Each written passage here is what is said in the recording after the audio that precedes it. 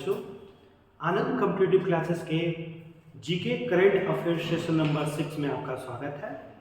जैसा कि आप लोग पिछले सेशन में बहुत सारे क्वेश्चंस को विद एक्स्ट्रा फैक्ट के साथ देखे थे, तो आज भी हम लोग इसी सेशन की एक नए सेशन की शुरुआत करते हैं, जिसमें आज भी हम लोग बहुत सारे क्वेश्चन विद एक्स्ट्रा फैक्ट के साथ देखेंगे। तो इसके लिए हम अपने इंस्टीट्यूट की शालू मिस को यहाँ बुलाना चाहेंगे, वो यहाँ आए और इसको आगे कंटिन्यू करें विद एक्स्ट्रा फैक्ट के साथ। Okay, thank you. चलिए स्टार्ट करते हैं क्वेश्चन नंबर फर्स्ट से। रणजी ट्रॉफी 2022-23 का खिताब किसने जीता है? क्या होगा इसका आंसर? 2022-23 क्वेश्चन है हमारा, रणजी ट्रॉफी 2022-23 का खिताब किसने जीता है? सबसे पहले तो आइए, रणजी ट्रॉफी किस खेल से रिलेटेड है? क्या होगा? रणजी ट्रॉफी किस खेल से रिलेटेड है? क्रिकेट। ठीक है, किससे रिलेटेड है? क्रिकेट से। और ये जीता कौन है इस बार? तो इस बार जीता है सौराष्ट्र। ठीक है, सौराष्ट्र जीता है। और किसको हराकर जीता है? तो बंगाल को हरा करके सौराष्ट्र जीता है। आगे देखते हैं हम लोग इसमें। ये जो आपका रणजी ट्रॉफी है, ये स्टार्ट कब से हुआ था? तो आपका ये स्टार्ट हुआ था 1934 से। 1934 से क्या हुआ था? ये स्टार्ट हुआ था। ठीक है, क्रिकेट से है। और सबसे ज़्यादा बार अगर हम यहाँ पे देखते हैं कि सबसे ज़्यादा बार रणजी ट्रॉफी कौन जीता है, तो वो आपका मुंबई कितने टाइम्स जीता है? ये 41 टाइम्स जीता है। ठीक है, रणजी ट्रॉफी सबसे सर्वाधिक बार किस राज्य जीता है? तो मुंबई जीता है। मतलब मुंबई शहर सबसे ज़्यादा बार जीता है। किससे रिलेटेड है? क्रिकेट से रिलेटेड है। क्रिकेट के बारे में ही हम लोग देखते हैं कि और भी कौन कौन सा यहाँ पे मतलब इसका कौन सा ट्रॉफी होता है और कौन कौन सा टूर्नामेंट होता है। जैसे आपका विजय हजारे ट्रॉफी, विजय हजारे ट्रॉफी, ठीक है, ईरानी ट्रॉफी, ईरानी ट्रॉफी, ये सब सारा क्रिकेट से रिलेटेड है। जैसे और हम लोग देखते हैं Syed Mushtaq Ali trophy, Syed Mushtaq Ali trophy,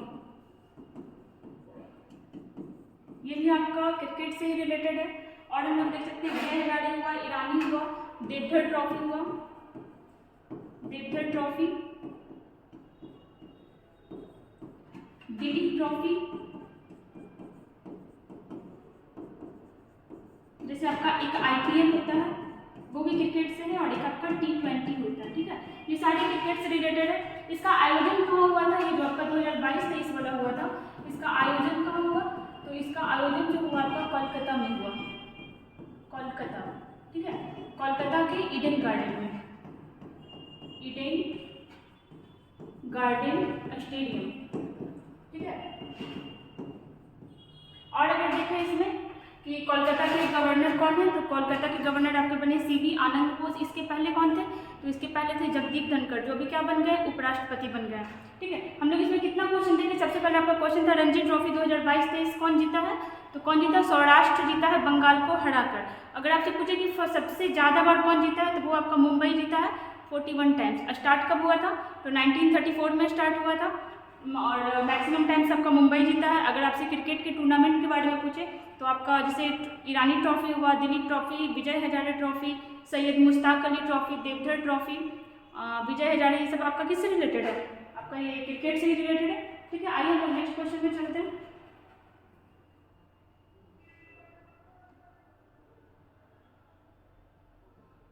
question number 2 देखिएगा, क्या है? किस राज्य की लक्ष्मी भंडार योजना को स्कॉच अवार्ड मिला है? तो पहले तो आपका क्वेश्चन यही निकल जाएगा कि स्कॉच अवार्ड किसको मिला है? तो आपका लक्ष्मी भंडार योजना को। इसमें हमें यह बताना है कि ये लक्ष्मी भंडार योजना है, ये किस राज्य का है? ठीक है, बताइए लक्ष्मी भंडार योजना किस राज्य का है? तो ये है आपका कहाँ का? वेस्ट बंगाल का। लक्ष्मी भंडार योजना, इस योजना को अभी हाल ही फिलहाल स्कॉच अवार्ड मिला हुआ है। किस राज्य का है ये? तो ये वेस्ट बंगाल का है। अगर हम लोग वेस्ट बंगाल के बारे में देखें, तो यहाँ की CM कौन है? तो ममता बनर्जी है, ममता बनर्जी। ठीक है, और अगर यहाँ के गवर्नर देखें तो कौन है? अभी हम लोग डिस्कस किए थे, CV आनंद बोस। ठीक है, किसके स्थान पे आए हैं? तो इसके पहले जगदीप धनखड़ जी थे, जो अभी क्या बन चुके हैं? उपराष्ट्रपति बन गए हैं। ठीक है, स्कॉच अवार्ड कहाँ का है? वेस्ट बंगाल का, जिसको क्या मिला है? लक्ष्मी भंडार योजना मिला है, मतलब लक्ष्मी भंडार योजना को क्या हुआ? स्कॉच अवार्ड मिला है। और हम लोग वेस्ट बंगाल के बारे में और भी कुछ देख सकते हैं। जैसे आपका यहाँ माँ योजना स्टार्ट हुआ था, ठीक है, बहुत कम रुपीज़ में आपको वहाँ उसमें खाना मिलता था। माँ योजना कहाँ का है, तो ये भी वेस्ट बंगाल का है। अगर आपसे पूछे दुआरे राशन योजना, दुआरे राशन योजना ये कहाँ का है, तो ये भी आपका वेस्ट बंगाल का है। अगर आपसे पूछे जैसे अभी हाल ही फिलहाल आपका विश्व भारती विश्वविद्यालय को लिविंग हेरिटेज यूनिवर्सिटी में शामिल किया गया था, ठीक है, किसको, तो विश्व भारती विश्वविद्यालय को, विश्व भारती विश्वविद्यालय, ठीक है, इसको अभी किस में डाला गया है, तो लिविंग हेरिटेज यूनिवर्सिटी में शामिल किया गया है, ठीक है, लिविंग हेरिटेज यूनिवर्सिटी। और इसको मतलब ये इसके मतलब किस समय ये बनवाया गया था, तो R.M. टैगोर थे आपके, रविन्द्रनाथ टैगोर, उनके टाइम में ये बनाया गया था और पहले कुलपति भी यही रहे थे वहाँ के, ठीक है। और अगर हम लोग देखते हैं वेस्ट बंगाल के बारे में, तो यहाँ आपका बुक्सा टाइगर रिजर्व है, क्या है, अगर आपसे पूछता है क्वेश्चन कि बुक्सा टाइगर रिजर्व कहाँ है, बुक्सा टाइगर रिजर्व ये आपका कहाँ है, तो ये आपका वेस्ट बंगाल में ही है, ठीक है, याद रखेंगे वेस्ट बंगाल में। अगर आपसे पूछता है कि टाइगर परियोजना कब स्टार्ट हुआ, तो वो आपका कब स्टार्ट हुआ था, 1973, ठीक है, 1973।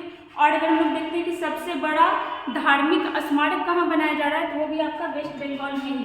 अगर आपसे कोई पूछता है कि सबसे बड़ा धार्मिक स्मारक, ठीक है, तो वो कहाँ बनाया जा रहा है, वो भी आपका वेस्ट बंगाल में ही बनाया जा रहा है। देखिए हम लोग इसमें कितना सारा क्वेश्चन देखिए, पहला तो आपका क्वेश्चन था किस राज्य की लक्ष्मी भंडार योजना को स्कॉच अवार्ड मिला है, तो किस राज्य का, वेस्ट बंगाल का। योजना का नाम क्या है, लक्ष्मी भंडार योजना।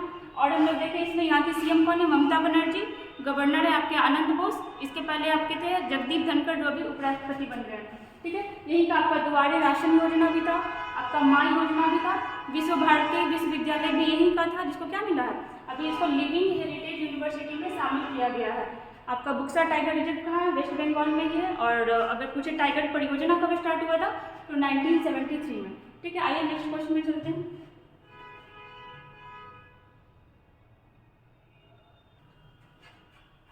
क्वेश्चन नंबर 3 देखिएगा, Dada Saheb Phalke international film award 2023 में किसे बेस्ट फिल्म का अवार्ड मिला है।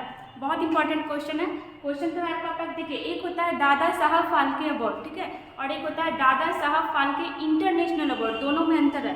ये जो आपका दादा साहब फाल्के अगर यहाँ पे इंटरनेशनल नहीं होता तो इसकी स्थापना हुई थी 2012 में, लेकिन अगर आपसे पूछता है कि दादा साहब फाल्के अवार्ड, तो वो आपका स्टार्ट हुआ था 1969 में, ठीक है, याद रखेंगे इसको। अगर आपसे पूछे दादा साहब फाल्के अवार्ड की स्थापना कब हुई थी, तो 1969। और अगर आपसे यहाँ पे पूछता है दादा साहब फाल्के इंटरनेशनल अवार्ड, तो इसकी स्थापना हुई थी आपका 2012 में, ठीक है। और अभी हम लोग इसी के बारे में चर्चा करने जा रहे हैं, दोनों दो चीज़ें।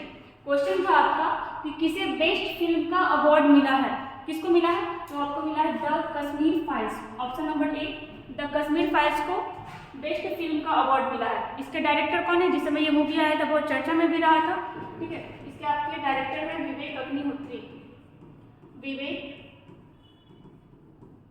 अग्निहोत्री, ठीक है। चलिए आगे यहाँ पे सारा ऑप्शन इंपॉर्टेंट है, जैसे RRR जो है इसको फिल्म ऑफ द ईयर का अवार्ड मिला है, फिल्म ऑफ द ईयर, ठीक है, इसको film of the year award मिला है। अगर आपसे पूछे यहाँ पे ऑप्शन नंबर सी ब्रह्मास्त्र, तो इसका जो एक्टर था, मतलब इस मूवी में जो लीड एक्टर था कौन था, रणबीर कपूर, उसको बेस्ट एक्टर का अवार्ड मिला है, रणबीर कपूर, ठीक है। और यहाँ पे आपका एक मूवी का नाम और दिया हुआ है गंगूबाई, तो इसकी जो लीड एक्ट्रेस थी आलिया भट्ट, इनको मिला है बेस्ट एक्ट्रेस का अवार्ड, ठीक है। बेस्ट एक्ट्रेस का अवार्ड किसको मिला है, तो आलिया भट्ट। और एक नाम यहाँ पे और इम्पोर्टेंट है, जैसे द कश्मीर फाइल्स में आपके अनुपम खेर थे, जो बहुत अच्छा लीड, मतलब बहुत अच्छा रोल था उनका, उनको मोस्ट वर्सेटाइल अवार्ड मिला है, मोस्ट वर्सेटाइल एक्टर का अवार्ड किसको मिला है, तो अनुपम खेर, अनुपम खेर। देखिए हम लोग इसमें क्या क्या देखें, पहला तो था आपका दादा साहब फाल्के इंटरनेशनल अवार्ड 2023 किसको मिला, तो आपको अगर मूवी का बात करें तो द कश्मीर फाइल्स को मिला, अगर फिल्म ऑफ द ईयर का बात करें तो RRR को मिला, और इसके भी निर्देशक का नाम याद रखिएगा राजमौली,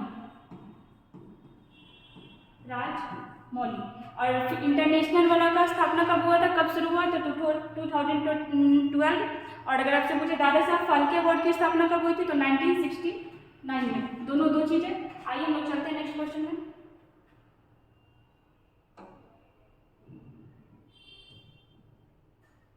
क्वेश्चन नंबर 4 देखिएगा, किस राज्य का कोल्लम जिला संविधान साक्षर जिला बना है?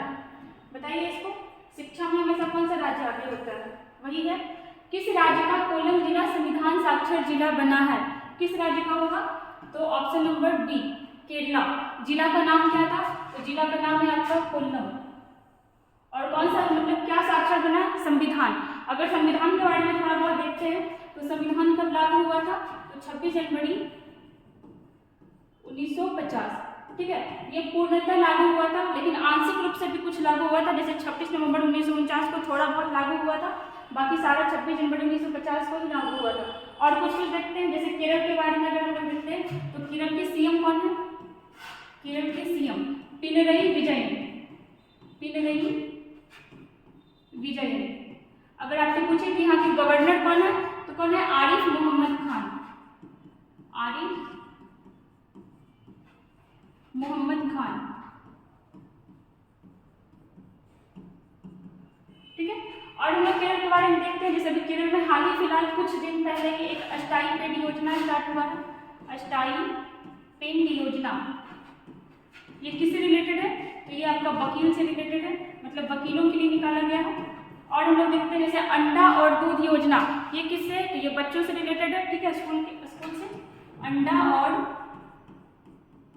दूध योजना, ये आपका कहाँ का है? तो ये भी आपका केरल का ही है। और किससे रिलेटेड है? तो स्कूल से।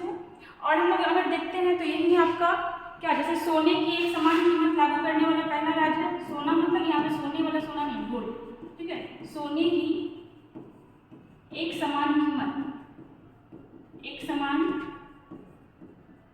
कीमत। देखिए, और देखते हैं हम लोग इसके बारे में। खुद की इंटरनेट सेवा लागू करने वाला पहला राज्य यही है। खुद की इंटरनेट सेवा, खुद की इंटरनेट सेवा लागू करने वाला पहला राज्य।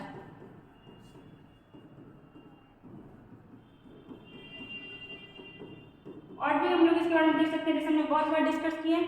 पांडुलिपि संग्रहालय कहाँ बनाया जा रहा है? तो वो भी यहीं बनाया जा रहा है। वो भी किसका? तो ताड़ के पत्तों का। ठीक है, ताड़ के पत्तों से, ताड़ के पत्तों से पांडुलिपि संग्रहालय।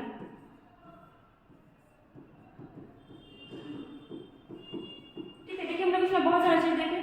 जैसे आपका तो पहले कोल्लम जिला कहाँ का है? केरला का है। कैसा साक्षर बना है? तो संविधान साक्षर जिला बना है। ठीक है, यही हम लोग क्या कहते हैं कि यहाँ के सीएम है आपके पिनरई विजयन। गवर्नर कौन है? आरिफ मोहम्मद खान। अगर आपसे पूछता है कि स्टाइपेंड योजना किससे रिलेटेड है, तो वकील से है। और कहाँ का है? तो केरला का है। अंडा और दूध योजना केरला का ही है। आपका सोने, ठीक है, सोने मतलब गोल्ड, सोने की एक समान कीमत लागू करने वाला पहला राज्य कौन सा है? तो वो भी आपका केरल ही है। ताड़ के पत्तों से पांडुलिपि संग्रहालय कहाँ बनाया जा रहा है? तो वो भी आपका केरला में ही बनाया जा रहा है। और खुद की इंटरनेट सेवा लागू करने वाला भी पहला राज्य केरल ही है। जैसे तमिलनाडु के बारे में अगर देखते हैं तो खाने पीने से रिलेटेड यहाँ भी एक है, जैसे क्या? नाश्ता कार्यक्रम। ठीक है, नाश्ता कार्यक्रम, ये यहाँ का है। ठीक है, जैसे अभी आंध्र प्रदेश के बारे में हम लोग एक चीज और जान सकते हैं। अभी यहाँ की राजधानी चेंज हुई है। ठीक है, कहाँ बन गई है? विशाखापट्टनम। विशाखापट्टनम। और अगर आपसे पूछता है कि आंध्र प्रदेश से कोई राज्य अलग हुआ था, तो हाँ हुआ था। कौन सा हुआ था? तेलंगाना। तेलंगाना कब हुआ था? तो 2 जून 2014 को। अगर आपसे पूछता है कि भाषाई आधार पर बनने वाला पहला राज्य कौन सा था, तो आपका यही आंध्र प्रदेश ही था। कब बना था? 1953 में। ठीक है, और उस समय वहाँ की राजधानी थी कुर्नूल। देखिए तीन बार इसकी राजधानी चेंज हो चुकी है। पहला तो आपका कुर्नूल बना था, दूसरा कुछ दिन अमरावती रहा, और अब क्या बन गया? अब विशाखापट्टनम बन गया। ठीक है, आइए नेक्स्ट क्वेश्चन में हम लोग चलते हैं।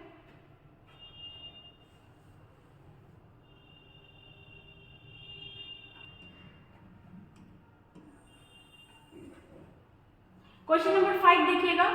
दिवंगत सीडीएस बिपिन रावत के सम्मान में किस देश के श्री मुक्तिनाथ मंदिर में घंटी लगवाई गई है? घंटी बोले तो यहाँ पे आपका आपका बेल जो मंदिर वगैरह में होता है, ठीक है। यहाँ से देखिए बहुत सारा क्वेश्चन हम लोग देखने वाले हैं। सबसे पहले तो आपको क्वेश्चन निकलेगा कि श्री मुक्तिनाथ मंदिर कहाँ है, उसी से पता चल जाएगा इसका आंसर कहाँ हो जाएगा आपका नेपाल, ठीक है, नेपाल। यहाँ आपका क्या है, श्री मुक्तिनाथ मंदिर है और वहाँ हमारे CDS बिपिन रावत के नाम पर क्या लगाया जा रहा है, एक बेल लगाया जा रहा है और उस बेल का नाम क्या होगा, तो उस बेल का नाम होगा बिपिन बेल, बिपिन बेल, ठीक है। यहाँ पे बेल मतलब घंटी हो गया, तो इस बेल का नाम क्या है, बिपिन बेल। अब बिपिन कौन थे, तो हमारे पहले CDS रहे थे जिनकी मृत्यु हो गई, फर्स्ट CDS। अगर आपसे पूछता है फर्स्ट CDS कौन थे, ये आपका स्टैटिक क्वेश्चन भी बन जाएगा। फर्स्ट CDS आपके बिपिन रावत, ठीक है, जनरल बिपिन रावत, ठीक है। इनकी मतलब हेलीकॉप्टर क्रैश में इनका डेथ हो गया था, कब हुआ था, तो 2021 में हुआ था, ठीक है। और इनको पद्म विभूषण अवार्ड भी मिला हुआ है, पद्म विभूषण अवार्ड। और हम लोग देखते हैं तो लगवाया कहाँ गया है, क्योंकि ये मंदिर कहाँ है आपका, श्री मुक्तिनाथ मंदिर आपका नेपाल में है, तो नेपाल में ही लगाया गया होगा, ठीक है। अगर आपसे पूछते हैं कि अभी कौन है CDS, ये तो पहले CDS थे जिनकी डेथ हो चुकी है, अभी कौन है, तो अभी है आपके अनिल चौहान, ठीक है। अगर आपसे पूछे सेकंड CDS कौन है, तो वो है आपके अनिल चौहान, अनिल चौहान। यहाँ पे देखिए ऑप्शन में है आपका नेपाल, तो नेपाल के PM कौन है, अभी हाल ही फिलहाल बने हैं, वो कौन है आपके पुष्प कुमार दहल, पुष्प कुमार दहल, ठीक है, ये है आपके PM। और अगर यहाँ के प्रेसिडेंट के बारे में बात करें तो प्रेसिडेंट कौन है, विद्या देवी भंडारी, विद्या देवी भंडारी। और अगर आपसे पूछे नेपाल का कैपिटल कहाँ है, तो है काठमांडू, काठमांडू, ठीक है। और देखिए जैसे यहाँ पे लाओस है, तो लाओस भी किसी का उपनिवेश बना हुआ था। उपनिवेश मतलब जैसे हम लोग भी किसी के उपनिवेश थे, किसके थे, ब्रिटेन के, तो वैसे ही आपका जो लाओस है ये किसका उपनिवेश था, ये आपका फ्रांस का उपनिवेश था, फ्रांस का। और ये जो आपका लाओस है ये दक्षिणी पूर्वी देश है, दक्षिणी पूर्वी देश, ठीक है। और ये जो आपका लाओस है ये भी आपका लैंड लॉक्ड कंट्री है, लैंड लॉक्ड कंट्री। और बहुत बार ये एग्जाम में क्वेश्चन पूछा हुआ है कि दक्षिणी पूर्वी एशिया का कौन सा देश ऐसा है जो लैंड लॉक्ड है, तो कौन सा है आपका, लाओस। नेपाल के बारे में देखिए, पहले हम लोग इससे क्या क्या क्वेश्चन देखे। हमारे पहले CDS कौन थे, जनरल बिपिन रावत, जिनकी मृत्यु हो गई हेलीकॉप्टर क्रैश में 2021 में, उनको पद्म विभूषण भी मिला हुआ था। अगर आपसे पूछे अभी कौन है, तो अभी है हमारे अनिल चौहान। इनके नाम का एक घंटी लगाया गया है किस मंदिर में, तो श्री मुक्तिनाथ मंदिर में, जो कहाँ है, नेपाल। और उस बेल को नाम भी क्या दिया गया है, बिपिन बेल, ठीक है। और क्या हम लोग इसमें देखें, जैसे नेपाल के आपके PM कौन है, पुष्प कुमार दहल, प्रेसिडेंट कौन है, विद्या देवी भंडारी, और काठमांडू यहाँ का क्या है, नेपाल। जैसे हम लोग एक क्वेश्चन और जान सकते हैं इससे, जैसे नेपाल में क्या है, नेपाल के काठमांडू में एक मंदिर है जो पशुपति मंदिर है, और उसको यूनेस्को में भी शामिल किया गया है। आइए हम लोग नेक्स्ट क्वेश्चन चलते हैं।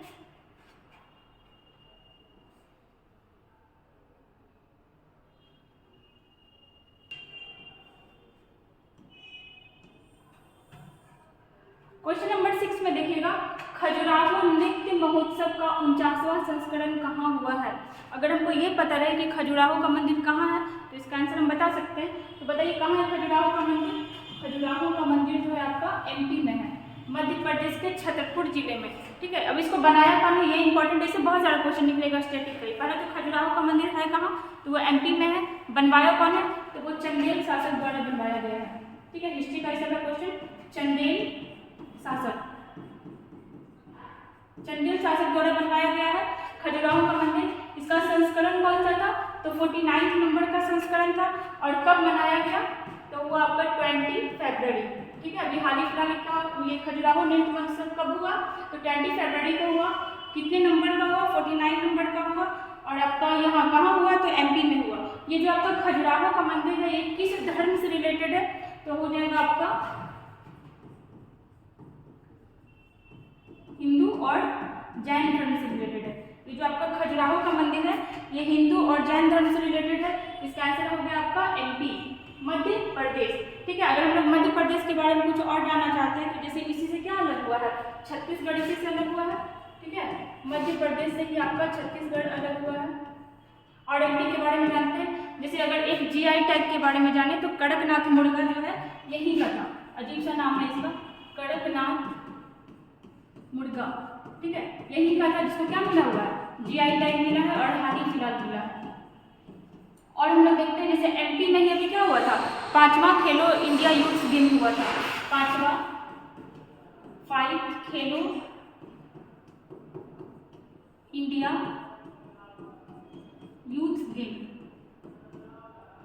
और इसमें एमपी कितने नंबर पे था, तो इसमें एमपी आपका था 3rd नंबर पर, ठीक है। देखिए हम लोग इसमें क्या क्या देखें, पहले तो खजुराहो नृत्य महोत्सव का फेमस संस्करण था 49 नंबर का, हुआ कब, 20 फरवरी को, ठीक है। खजुराहो का जो मंदिर था वो बनवाया कौन, तो चंदेल शासक द्वारा बनवाया गया था। किस धर्म से रिलेटेड है, तो हिंदू और जैन धर्म से रिलेटेड है।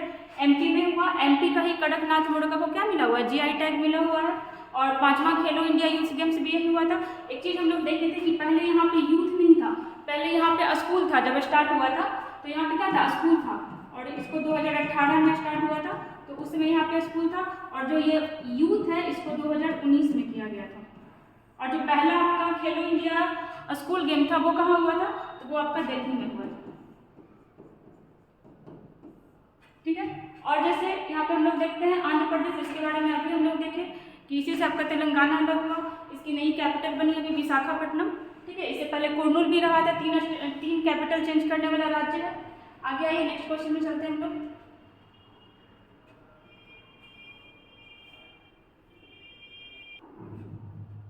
क्वेश्चन नंबर 7 देखिएगा, हाल ही में भारत के 80 नंबर के ग्रैंड मास्टर कौन बने हैं। तो पहले तो ग्रैंड मास्टर किस खेल से रिलेटेड है, तो ये आपका चेस से रिलेटेड है, ठीक है। और ये बहुत जल्दी जल्दी मतलब एक रैंक होता है, जैसे यहाँ पे हम लोग अगर देखते हैं लूडो वगैरह भी अगर आप ऑनलाइन खेलिएगा तो उसमें कुछ दिखाता है कि इतना रैंक तक आपको पहुँचना होता है। तो यहाँ पे भी 25 नंबर मतलब रैंक तक जो पहुँच जाता है वो एक ग्रैंड मास्टर मतलब गिनाता है, और इसीलिए ये बहुत जल्दी जल्दी चेंज भी होते रहता है। जैसे अभी हम लोग हाल ही फिलहाल पढ़े थे 79 नंबर का, तो ये थे एम प्रणेश, ठीक है। कुछ ही दिन पहले ये नहीं बने थे।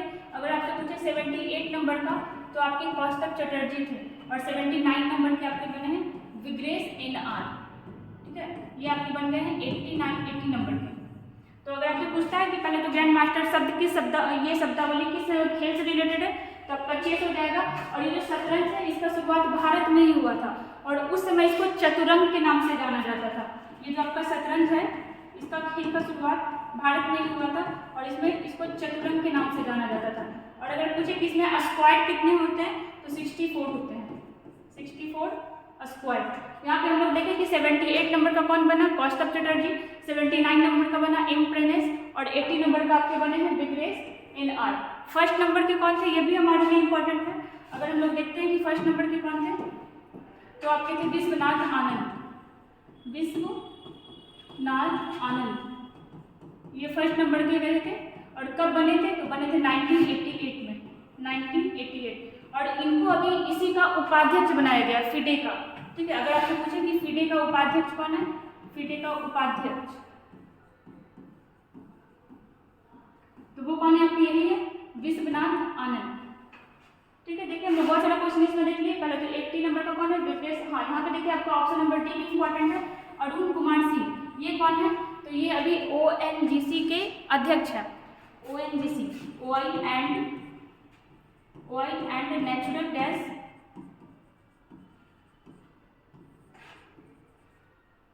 ONGC corporation. एक क्वेश्चन और है, स्टैटिक ही बन गया, समझिए कि ONGC की पहली महिला अध्यक्ष कौन रही थी, तो वो रही थी आपकी अलका मित्तल। अगर आपसे पूछता है कि ONGC की पहली महिला अध्यक्ष, पहली महिला, इसके पहले यही थी, मतलब अरुण कुमार सिंह के पहले यही थी, कौन थी, अलका मित्तल, अलका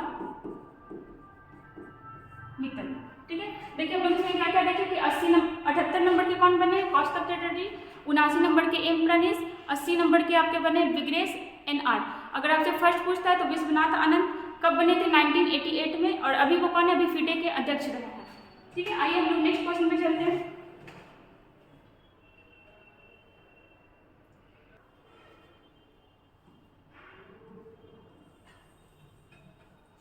क्वेश्चन नंबर 8 देखिएगा, राजा राम मोहन राय पुरस्कार 2023 किसे मिला है। बहुत इंपॉर्टेंट क्वेश्चन, हम लोग इससे बहुत सारा स्टैटिक क्वेश्चन भी देखेंगे। पहला आपका क्वेश्चन है, राजा राममोहन राय पुरस्कार 2023 किसको मिला है? ठीक है, हम लोग देखते हैं किसको मिला है। तो ऑप्शन नंबर डी, A.B.K. प्रसाद को मिला है राजा राममोहन राय पुरस्कार 2023। अब ये राजा राममोहन राय, तो ये हमारे आधुनिक भारत में बहुत इंपॉर्टेंट नाम रहा है। इनको कहा जाता है पुनर्जागरण का पिता या आधुनिक भारत का पिता। ठीक है, इन्हें आधुनिक भारत का पिता भी कहा जाता है, आधुनिक भारत का पिता। ठीक है, पुनर्जागरण का पिता भी इनको कहा जाता है। बहुत कुछ ये किए थे, जैसे सती प्रथा को बैन किए थे, विधवा पुनर्विवाह किए नहीं थे, कोशिश बहुत किए थे, सती प्रथा को बैन करने का कोशिश किए थे, विधवा पुनर्विवाह कराने का कोशिश किए थे। ठीक है, जैसे इनका बुक बहुत सारा इंपॉर्टेंट है, जैसे संवाद कौमुदी, संवाद कौमुदी इन्हीं का बुक था। जैसे मिराज उल अखबार, मिराज उल अखबार किनका बुक था? तो ये भी राजा राममोहन राय का ही बुक था। अब अगर पूछे कि इनको राजा की उपाधि कौन दी थी, तो इनको राजा की उपाधि अकबर द्वितीय दिया था, अकबर द्वितीय। मतलब ऐसा हुआ था कि अंग्रेज जो था अकबर द्वितीय का पेंशन बंद कर दिया था। तो क्या हुआ था कि राजा राममोहन राय गए थे इंग्लैंड, वहाँ इनके पेंशन के बारे में बात करने गए थे, और फिर वहीं पे उनको एक बीमारी हो गई थी, मेनिनजाइटिस। ठीक है, इनकी डेथ जो हुई थी मेनिनजाइटिस नामक बीमारी से हुई थी, मेनिनजाइटिस नामक बीमारी से हुई थी, जो कि एक ब्रेन का बीमारी होता है। और उस समय एक मतलब ये कहावत भी था कि अगर कोई समुद्र के पार रहता है तो वो मर जाता है, या फिर उसके साथ कुछ गलत होता है। और हुआ क्या था कि जो रूढ़िवादी सोच के लोग थे, वो बोले कि ऐसा ही हुआ, वो समुद्र के पार चले गए और फिर देखो उनका डेथ हो गया। क्योंकि उनका बीमार जो डेथ हुआ था वो मेनिनजाइटिस नामक बीमारी से हुआ था। कहाँ हुआ था? तो ब्रिस्बेन में हुआ था, ब्रिस्बेन में। और इनको वहीं पे दफना दिया गया, जो कहाँ आपका पड़ता है, इंग्लैंड में पड़ता है, वहीं पे जाके इनको दफना भी दिया गया। अगर पूछे कि उनका अंतिम संस्कार कहाँ हुआ था, तो वहीं हो गया था। देखिए हम लोग क्या क्या जाने यहाँ पे। पहले तो राजा राममोहन राय पुरस्कार 2023 किसको मिला है? तो A.B.K. प्रसाद को मिला है। राजा राममोहन राय को राजा की उपाधि कब दी? अकबर द्वितीय दिया था। इनकी मृत्यु कहाँ हुई? तो यूके ब्रिस्बेन में हुई। किस बीमारी से हुई थी? मेनिनजाइटिस से। इनके बुक के बारे में देखते हैं। इनका बुक का नाम था आपका संवाद कौमुदी, मिराज उल अखबार। अब जैसे यहाँ पे जो भी इंपॉर्टेंट ऑप्शन है वो हमारे लिए इंपॉर्टेंट है। जैसे अगर देखें चारुदत्त मिश्र के बारे में, तो इसको विटली गोल्ड अवार्ड मिला है 2022 में। कौन सा अवार्ड मिला है? विटली गोल्ड अवार्ड। ठीक है, अगर हम लोग देखते हैं फहमीदा अजीम, तो इसको पुलित्जर अवार्ड मिला है इस बार, पुलित्जर अवार्ड, पुलित्जर अवार्ड। ठीक है, और ये कहाँ की है? तो बांग्लादेश की है। इसको भी याद रखना है, बांग्लादेश। ठीक है, और यहाँ पे आपका अगर पूछे सिंथिया रोशन जबीर, तो इसको क्या मिला था? तो इसको विश्व खाद्य पुरस्कार मिला था, विश्व खाद्य पुरस्कार। और अगर आपसे पूछे कि राजा राममोहन राय पुरस्कार किस चीज से रिलेटेड है, तो ये आपका पत्रकारिता से रिलेटेड है। इसको भी याद रखिएगा, पत्रकारिता। ठीक है, हम लोग इसमें क्या क्या देखें। सबसे पहले तो किसको मिला है? तो A.B.K. प्रसाद को मिला है। अगर आपसे पूछे कि सिंथिया रोशन जबीर को क्या मिला है, तो इनको विश्व खाद्य पुरस्कार मिला है। अगर आपसे पूछे कि फहमीदा अजीम नाम, तो इनको इस बार ये आपका पुलित्जर अवार्ड मिला है, जो कहाँ की है? बांग्लादेश की। और अगर आपसे पूछे चारुदत्त मिश्र के बारे में, तो इनको इस बार का विटली गोल्ड अवार्ड मिला है। ठीक है, राजा राममोहन राय को राजा की उपाधि किसने दी? अकबर II। उनका डेथ कहाँ हुआ था? तो यूके ब्रिस्बेन में हुआ था। वहाँ पे वो अकबर II के पेंशन के बारे में बात करने गए थे, और मेनिनजाइटिस नामक बीमारी से उनकी मृत्यु हो गई थी। इन्हें क्या कहा जाता है? तो आधुनिक भारत का पिता भी कहा जाता है इनको, पुनर्जागरण भी लाने वाले थे। ठीक है, आइए नेक्स्ट क्वेश्चन में चलते हैं।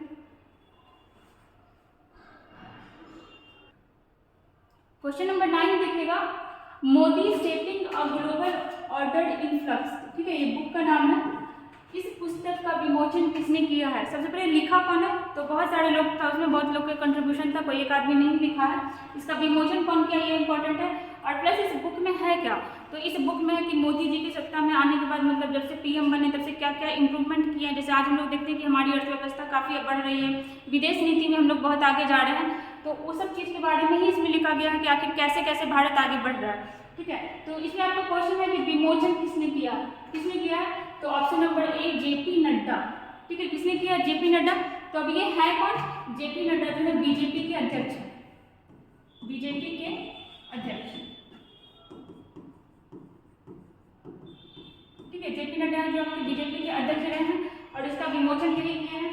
कहाँ हुआ है इसका विमोचन? तो दिल्ली में हुआ है। ठीक है, दिल्ली में। अगर आपसे पूछे जैसे यहाँ पे किरण बेदी, इनका नाम इंपॉर्टेंट है। पहले तो ये पहली महिला आईपीएस भी है, पहली महिला आईपीएस। और इनका एक बुक जिसमें आया था काफी फेमस रहा था, फियरलेस गवर्नेंस। ठीक है, इनके बुक का नाम क्या था? Fearless governance. अगर आपसे पूछे कि golden boy Neeraj Chopra book कौन लिखा है, तो वो कौन लिखा था? नवदीप सिंह गिल। उसके नाम हम लोग और देखते हैं, गोल्डन बॉय नीरज चोपड़ा, ये कौन लिखा था? तो ये लिखे थे आपके नवदीप सिंह गिल। ठीक है, नवदीप सिंह गिल।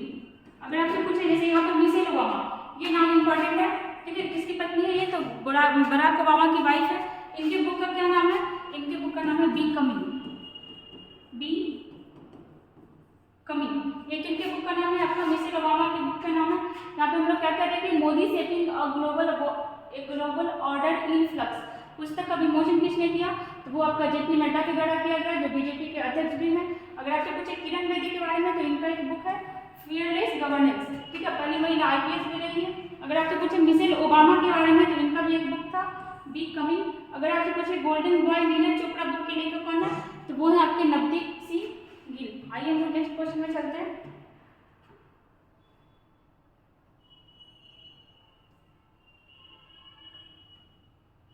देखिए क्वेश्चन नंबर 10 बहुत इंपॉर्टेंट है। क्षेत्रीय भाषा में फैसला देने वाला पहला उच्च न्यायालय कौन बना है? ठीक है, क्षेत्रीय भाषा में फैसला देने वाला पहला उच्च न्यायालय क्या होगा इसका? तो अगर इसका हम लैंग्वेज बता देंगे तो उससे हम लोग पकड़ सकते हैं। अगर आपको पूछे कि भाषा कौन सा था, तो मलयालम भाषा।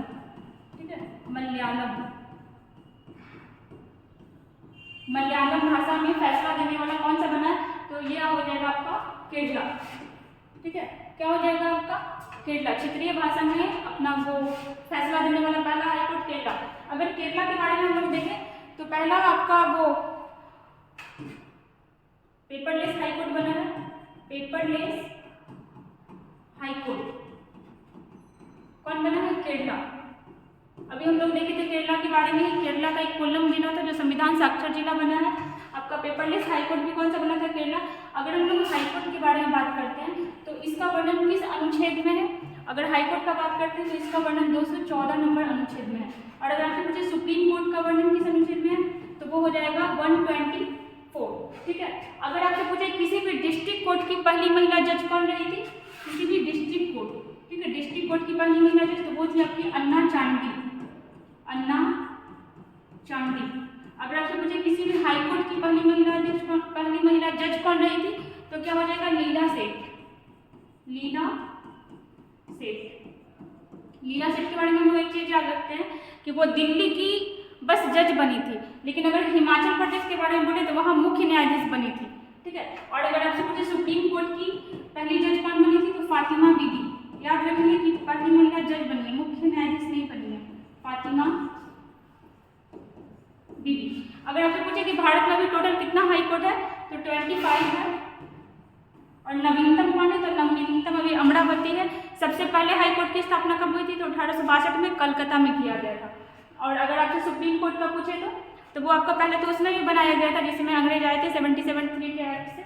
देखिए क्या क्या हम लोग देखें इसमें, क्षेत्रीय भाषा में फैसला देने वाला पहला उच्च न्यायालय। तो अगर भाषा पूछ ले, अगर आपको भाषा पता होता है तो भी आप इसका आंसर बता सकते थे। मलयालम कहाँ का है?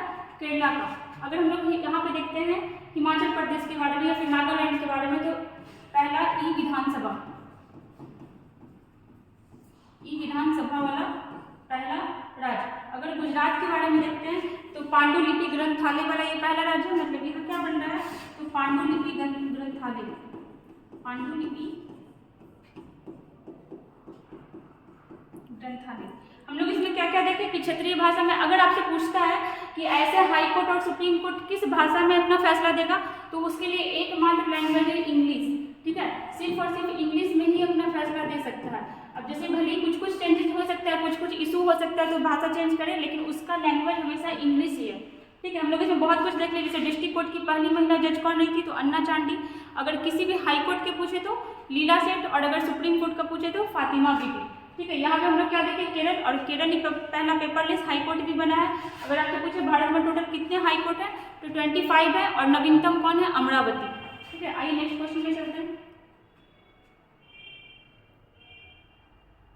क्वेश्चन नंबर 11 देखिएगा, कितने सांसदों को संसद रत्न पुरस्कार 2023 की घोषणा हुई है? अभी घोषणा नहीं हुआ, दिया नहीं गया। किसको दिया जाएगा? तो सांसद को।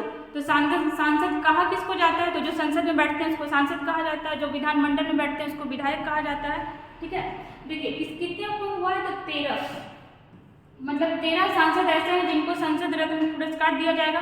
किस लिए दिया जाता है? ताकि अच्छा काम करे और मोटिवेट हो। मतलब अभी 13 को दिया गया है, पिछले मतलब अगले साल फिर कोई अच्छा काम करे तो उसको फिर दिया जाएगा, तो उससे क्या होगा, मोटिवेशन मिलेगा। इसको स्टार्ट कौन करवाया था? तो स्टार्ट करवाए थे APJ अब्दुल कलाम। APJ अब्दुल कलाम, इनके द्वारा बोला गया था कि ऐसा कुछ होना चाहिए। अब यहाँ पे देखते हैं कि इसमें से किसको कौन है, तो 8 जो है वो लोकसभा से है, और अगर 5 पूछे तो 5 है आपके राज्यसभा से। अगर आपसे पूछे कि लोकसभा और राज्यसभा का वर्णन किस अनुच्छेद में है, तो हम लोग एक वर्ड याद रखते हैं, सरला। ठीक है, सरला। यहाँ पे स में हो गया 79, इसमें हो गया 80, और इसमें हो गया 81। स से हुआ आपका सांसद, र से हुआ आपका राज्यसभा, और ल से हो गया आपका यहाँ पे लोकसभा। ठीक है, यहाँ पे देखिए हम लोग क्या कहते हैं, कितने सांसदों को संसद रत्न पुरस्कार 2023 देने की घोषणा हुई है, तो 13, 8 लोकसभा से है, 5 आपके कहाँ से, राज्यसभा से। अगर आपसे पूछे कि सांसद का वेतन कितना होता है, तो वो होता है आपका 50,000। ठीक है, आइए नेक्स्ट क्वेश्चन में चलते हैं।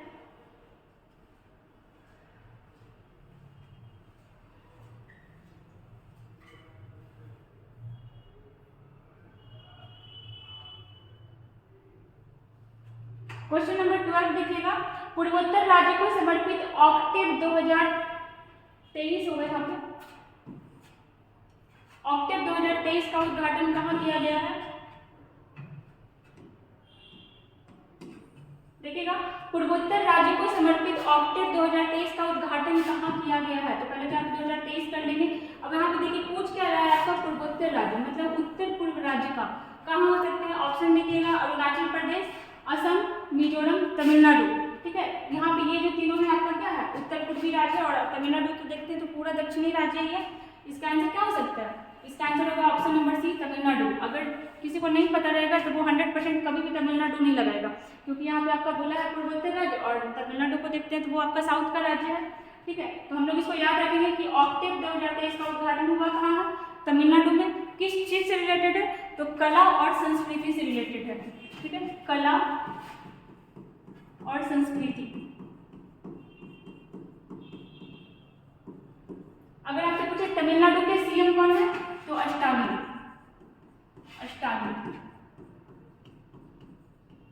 अगर हमसे पूछे ये आपके गवर्नर, तो गवर्नर है RN रवि।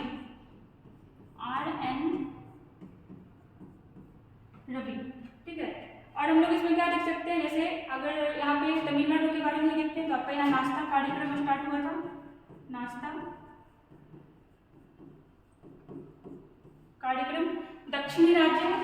ठीक है, अरुणाचल प्रदेश के बारे में अगर देखें तो इसकी सीमा किससे लगती है? म्यांमार से लगती है। और ऐसे अगर म्यांमार से देखो तो यहाँ पे हमारा ऐसे, यहाँ पे ये भारत का एरिया हुआ और इसे सटा हुआ आपका म्यांमार होता है। तो यहाँ पे किसका सीमा लिखता है? अरुणाचल प्रदेश, नागालैंड, मणिपुर और मिजोरम। ठीक है, ये चारों राज्य का सीमा आपका किससे लगता है? म्यांमार से लगता है, और ये चारों आपका